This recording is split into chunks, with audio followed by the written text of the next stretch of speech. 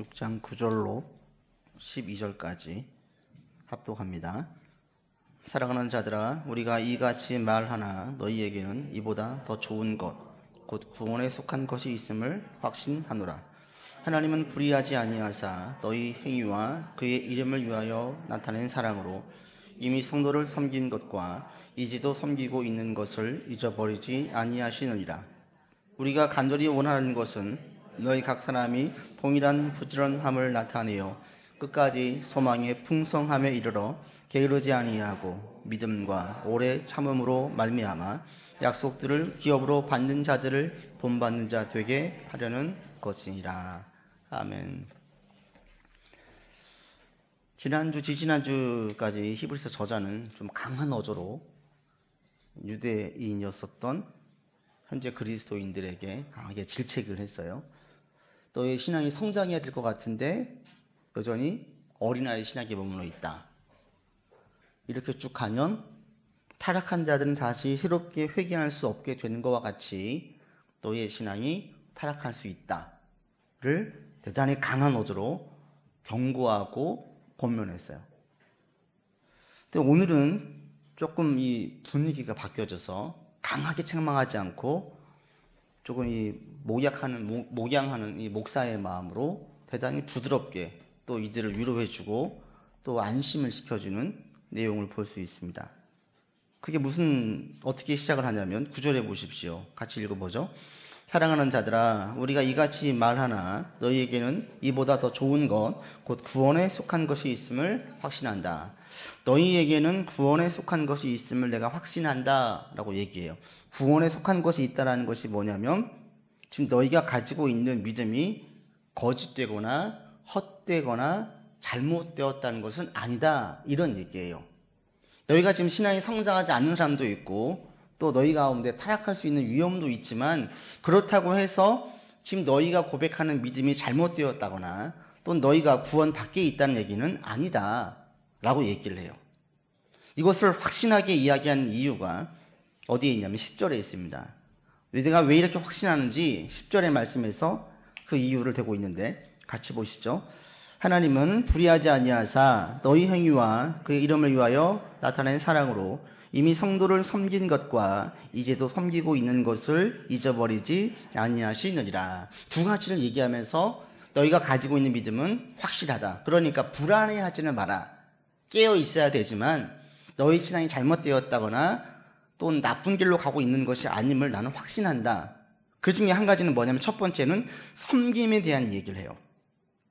10절에 보시면 너희 행위, 나타낸 사랑, 그게 뭐냐면 성도를 섬긴 것, 지금도 섬기고 있는 것을 얘기해요.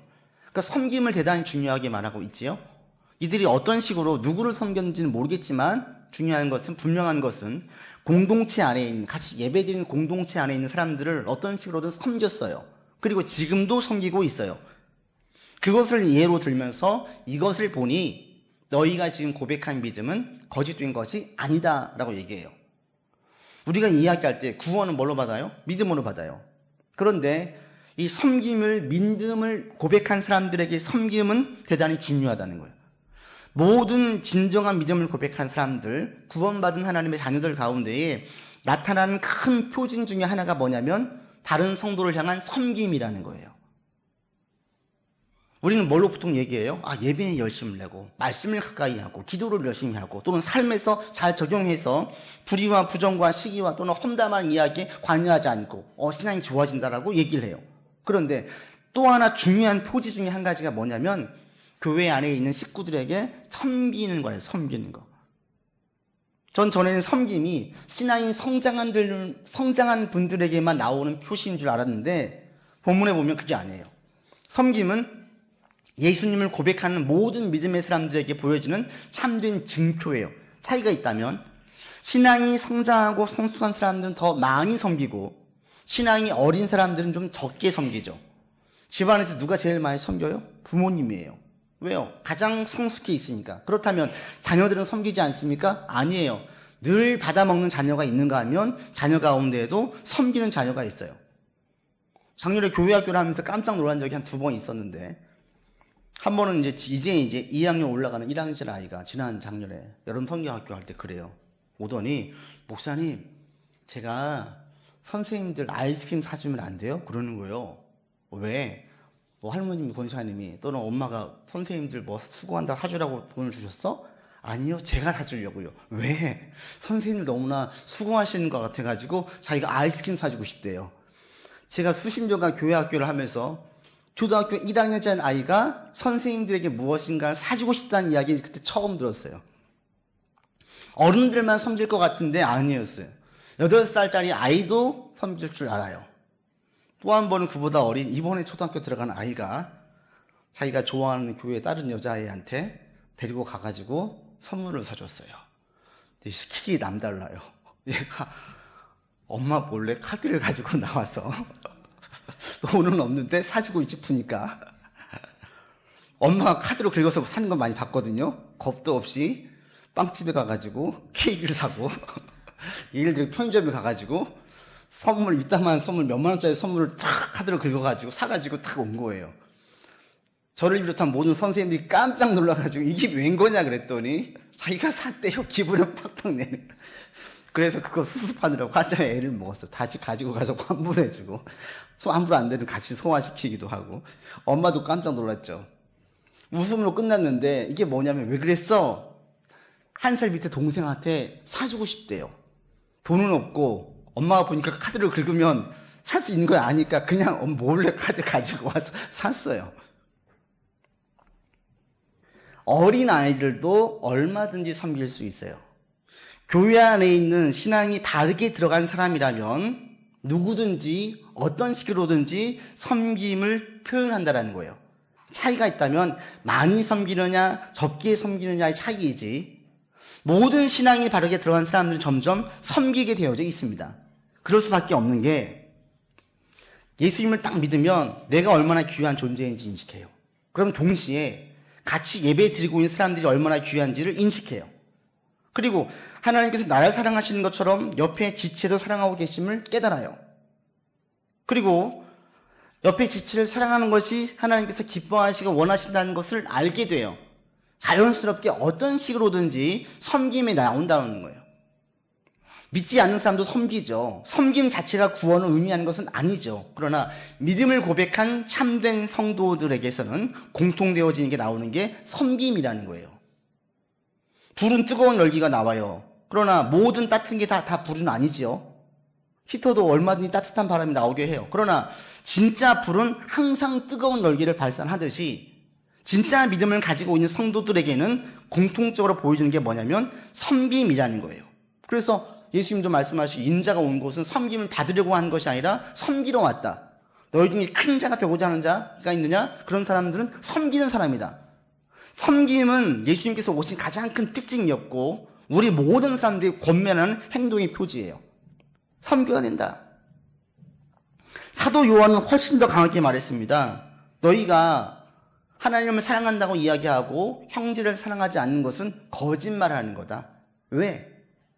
눈에 보이는 성도들, 형제들도 사랑하지 않으면서 눈에 보이지 않는 하나님을 사랑한다는 것은 앞뒤가 맞지 않는 말이라는 거. 그러니까 거짓말하는 거라는 겁니다. 하나님을 진짜로 사랑하면 옆에 있는 같이 예배드리는 교회 공동체 식구들을 사랑할 수밖에 없다라는 게 당위성이에요. 그래서 사도 요한이 그 얘기를 하죠. 하나님을 사랑한다고 하고 형제를 미워하며 이는 거짓말하는 자니 보는 바 그 형제를 사랑하지 아니하는 자는 보지 못하는 바 하나님을 사랑할 수 없다. 하나님을 사랑한다고 얘기하면서 형제를 미워하고 시기하고 질투하고 계속 이런 마음이 커지면 하나님을 사랑하지 않는다라는 거예요. 그러니까 우리가 하나님에 대한 진짜 사랑의 고백을 자꾸 알고 싶고 표시하고 싶으면 어떤 식으로든지 섬김이 우리 속에 있어야 돼요. 여러분들에게 자꾸 권면을 드리고 싶어요. 여러분 신앙이 성장한 다음에 섬기려고 하지 마시고 형편이 나아진 다음에 섬기려고 하지 마시고 지금 있는 자리에서 내가 섬길 것이 무엇인지를 보세요. 그러면 있어요.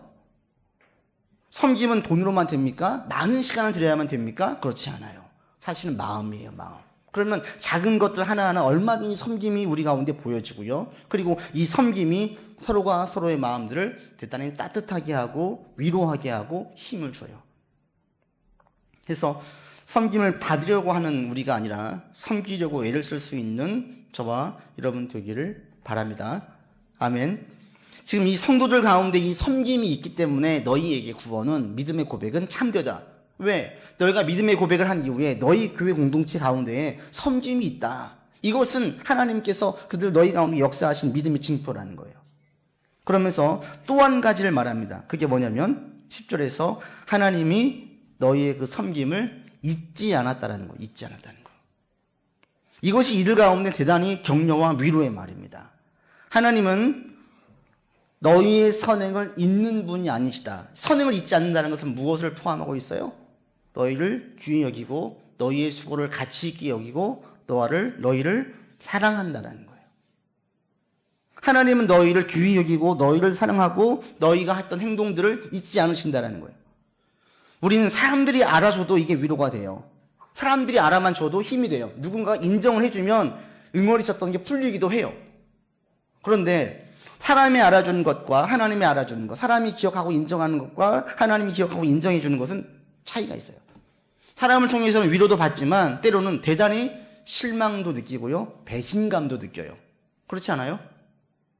근데 우리 인간들은 어떤 못된 습성, 이게 이제 대단히 이기적인 존재이기 때문에 그런데 우리는 어떤 속성이 있냐면 남들을 볼 때는 내가 베푼 것을 주로 생각을 해요. 남들 볼 때는 내가 해를 끼친 것을 별로 생각하지 않아. 반대로 남들이 나를 볼 때는 남들이 내게 준 상처나 해를 된 것들만 주로 생각을 해요. 내가 받은 것들은 잘 생각하지 않아요. 그렇지 않아요? 보통 그래요.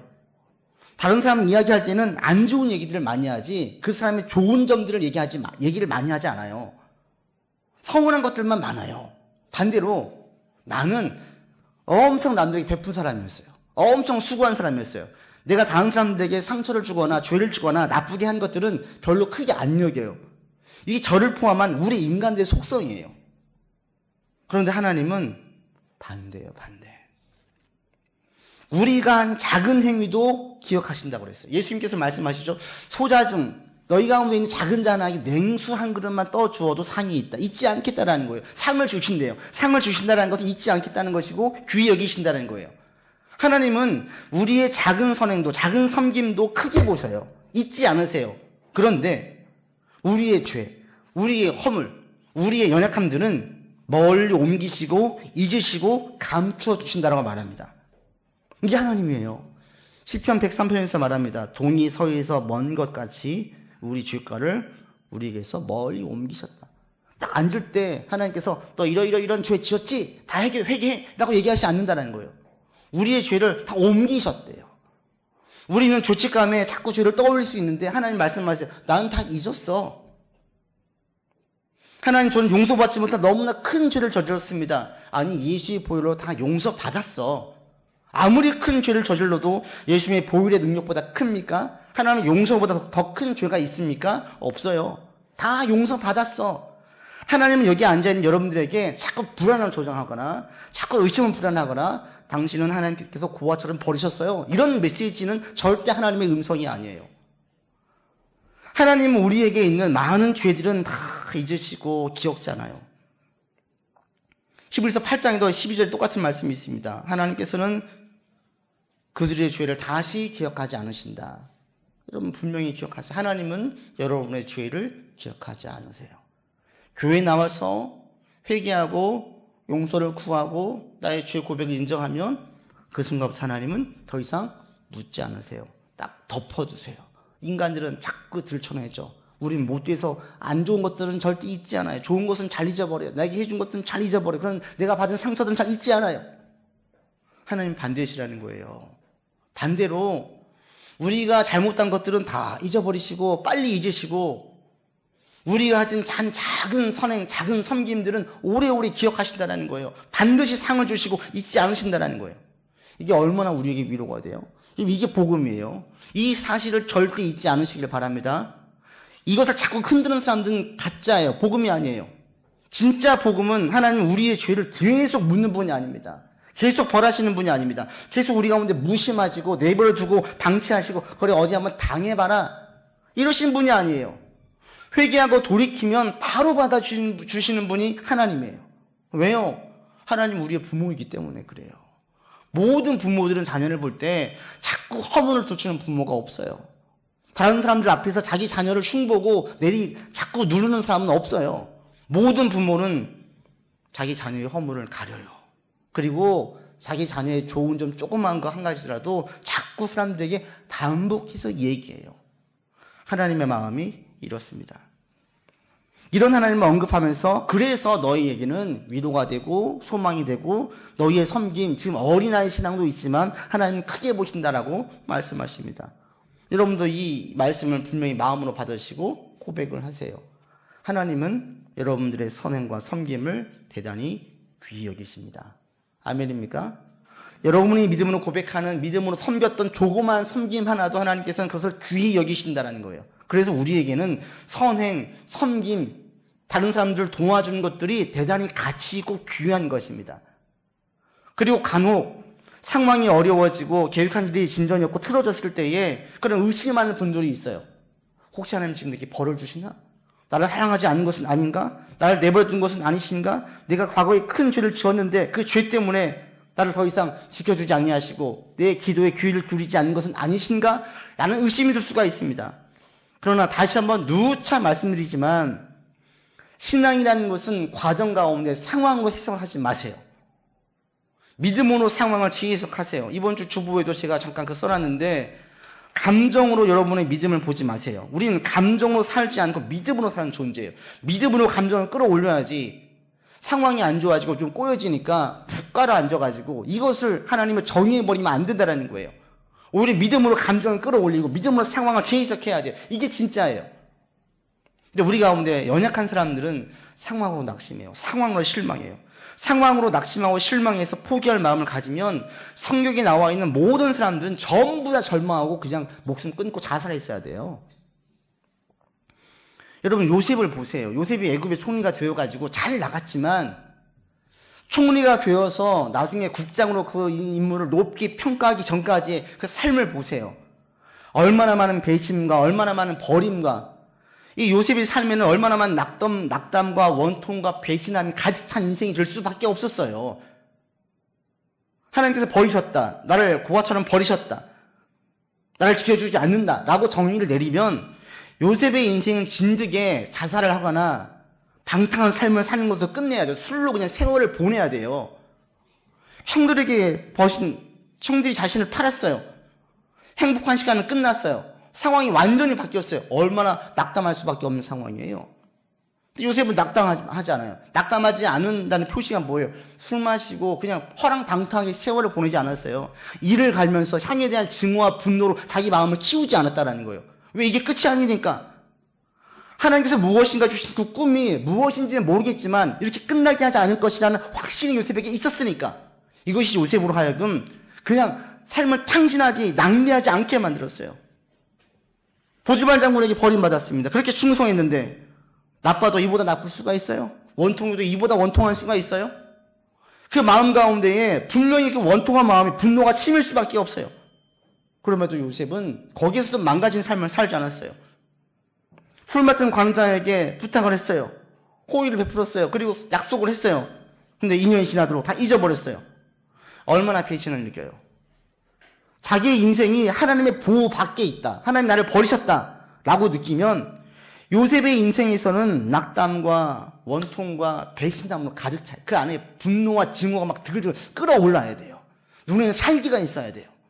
나중에 총리가 된 다음에 형들을 볼 때 당장 감옥에 쳐놓고 벌을 가해야 되는 거예요. 10대 때 나를 버려서 그렇게 센 고생을 시켜요? 요셉은 하나님이 자신을 잊었다라고 생각은 한 적이 없어요. 다윗은 어때요? 다윗도 얼마나 그 인생이 억울하고 비참한데요. 여러분이 생각하는 좋은 성경에 나와 있는 많은 인물들 보잖아요. 과정 중에서는 5년, 10년, 20년 동안에 너무나 억울하고 너무나 분이 치밀고 너무나 원통스러운 일들이 한도 끝도 없어요. 젊은 날의 다윗은 자기를 지금 딱 찍어가지고 죽이려고 하는 사울을 생각할 때마다 얼마나 분노할 수 있는데요. 아마 화병 때문에 잠을 못 잤걸요? 사울만 생각하면 화가 치밀어가지고 내가 잘못한 게 뭐가 있는데 왕에게 충성한 거 말고는 아무것도 없는데. 근데 다윗도 왜 인생을 악인처럼 살지 않아요? 왜 악하게 가지 않아요? 하나님이 자기를 버리지 않았다는 확신이 있기 때문에 그래요. 나는 기름 부은 반 찾아간다. 하나님 나를 잊지 않았다. 여러분, 현실로 신앙, 현실로 하나님의 사랑을 평가하지 마세요. 지금 일이 잘 되고 잘못되어지는 것, 사람들이 알아주고 알아주지 않는 것을 가지고 하나님이 나를 이만큼밖에 사랑하지 않아 라고 정리하지 마세요. 상황으로, 사람의 반응으로, 여러분 감정으로 하나님을 이해하지 마시고 성경에 기록되어진 분명한 말씀으로 하나님을 받아들이세요. 그러면 하나님은 우리의 허물들은 대단히 작게 여기시고 금방 잊으세요. 우리가 죄를 타협하지 않고 회개하고 돌이키면 잊으세요. 묻지 않으세요. 따지지도 않으세요. 반대로 우리가 작은 섬김 하나가 있으면 하나님 그것을 대단히 귀히 여기세요. 크게 보세요. 그리고 상을 주신대요. 그래서 여러분의 인생이 상을 많이 받는 분들 되기를 바랍니다. 믿으십니까? 그리고 감사하게도 하나님의 상은 죽은 다음에만 가서 받는 상이 아님을 분명히 말씀해요. 성령의 열매를 맺게 하고 평안을 주시고 기쁨이 있게 하고 행복감을 느끼게 하는 무엇인가 다른 상들을 우리 가운데 계속 주신다는 거예요. 얼마나 감사해요. 누구한테? 그리스도의 믿음으로 섬기는 사람에게. 여러분 지금 상황이 어떠하든지 간에 너무 일희일비하지 마세요. 오늘 일이 잘 풀리니까 어머 하나님 나를 사랑하시나 봐. 내 기도를 들어주시네. 감사합니다. 그 다음날 일이 안 풀리고 꼬이니까 어머 하나님 나를 미워하시나 봐. 이렇게 일희일비 하시는 분들이 있어요. 상황으로 해석하시면요 늘 신앙이 변덕스러울 수밖에 없습니다. 우리의 상황은 계속 바뀌기 때문에 그래요. 상황으로 하나님 해석하지 마시고 사람 말 너무나 귀히 여기지 마시고 하나님 말씀을 귀히 여기시고 상황이 아니라 하나님 말씀을 가지고 여러분들을 분명하게 계속 밀어붙일 수 있기를 바랍니다. 그래서 하나님은 우리를 사랑하십니다. 고아처럼 내버려 두지 않으십니다. 우리를 끝까지 지켜주시고 우리를 돌보시는 목자이십니다. 믿으십니까? 이 믿음을 고백하며 나아가면 우리 인생길 앞에서 인도해 주시고 지켜주시고 보호해 주시고 붙들어 주시고 점점점 결실을 거두게 하신 역사들을 분명히 보게 될 겁니다. 그래서 오늘 11절에 이 저자가 이렇게 얘기를 하고 있어요. 같이 읽어보죠. 우리가 간절히 원하는 것은 너희 각 사람이 동일한 부지런함을 나타내어 끝까지 소망이 풍성함에 이르러. 한마디로 말하면 뭐냐면 그러니까 너희들 하나님한테 동일하게 열심을 내라. 상황이 꼬이고 어렵다고 해서 하나님께 삐지지 말고 하나님 나라를 사랑하시는 것처럼 똑같은 열심을 내라는 거예요. 상황이 잘 풀려지면 기도가 응답되어지면 이 사람들의 결과가 흘러가고 그보다 더 좋은 결과를 얻으면 너무 기분이 좋고 신앙에 열심을 내는 분들이 있어요. 막 아멘 즉각 반응하고요. 찬양할 때마다 이게 다 내 찬양인 것 같고요. 기도할 때마다 아주 확신 있게 기도해요. 그러다가 상황이 막히고 꼬이고 어려워지고 이런 시간을 며칠만 보내도요. 기도가 불안하고 내 기도가 들어주는 게 맞는지 내 믿음이 확실한지 정말 하나님 나를 사랑하시는지 불안하고 의심이 드는 분들이 있어요. 말씀에도 냉랭해져요. 반응이 없어요. 그 말씀이 맞다면 내 인생은 왜 이래? 이렇게 자꾸 회의적인 반응만 보여요. 그럼에도 불구하고 그럴 때이라도 동일한 열심을 내라는 거예요. 저자가 말해 우리가 간절히 원하는 것은 너희 각각의 사람들이 동일한 부지런함을 나타내길 원한다.